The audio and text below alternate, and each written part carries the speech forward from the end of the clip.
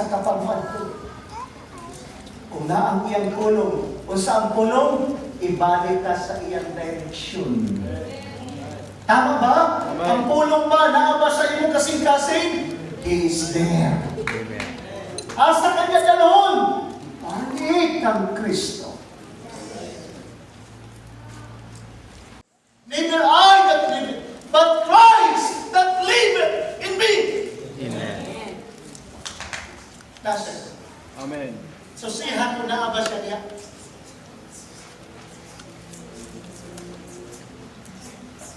Christ liveth.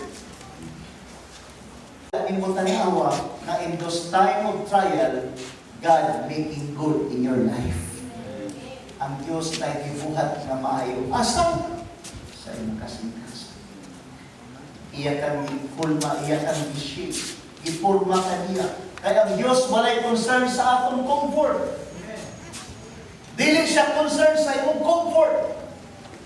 Concern siya sa atong kinaiya na iya ang paghuon. You will be transformed. Sa panahon sa problema, ang imong isulti, dili na iba. May mong kaginoo, itugyan ko na kanimo ang tanan. Amen. Wala ko kasabot sa nahitabo karon, pero itugyan ko na kanimo ang tanan. And God will hear that. O sa iyang batiod, siya mahimuon. He is the infinite God. Hibalo siya kaniya kung karon ug sa malabot. Then He is in control. But that's why di mo ko sa imong substance. Sa imong pagsani.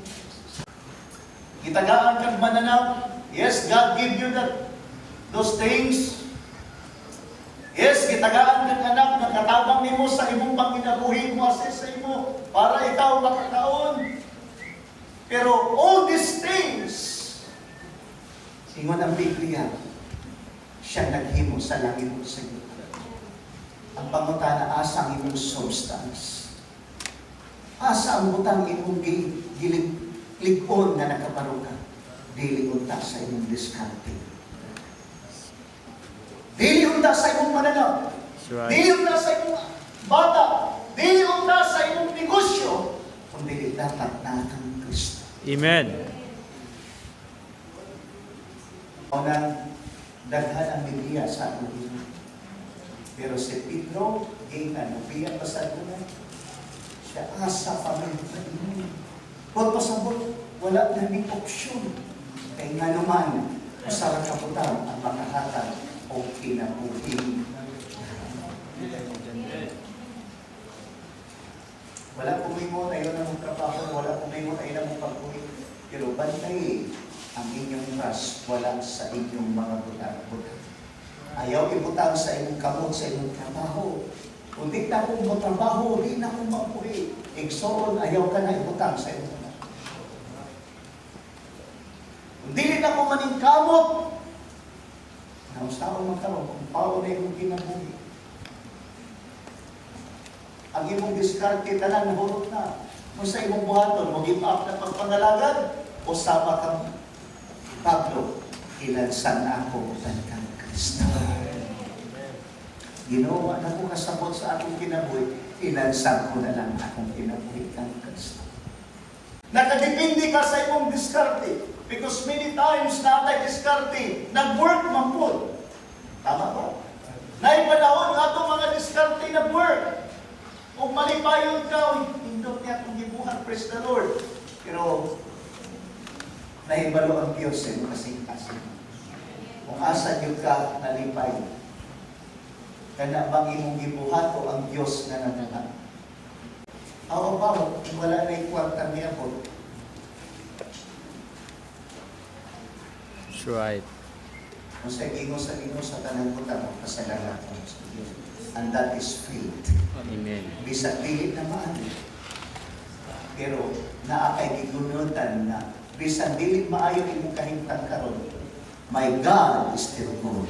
Amen. Ang akong Dios maayo gihapon. Wala ka nakalantaw sa imong kahimtang, wala ka nakalantaw sa imong panglawas na nanganam og kaluya, naglantaw ka ang Dios maayos siya na. Kabalo ba mo ng earthquake? Kung sabay tayo ugon pag-earthquake, ang ato o ang pundasyon?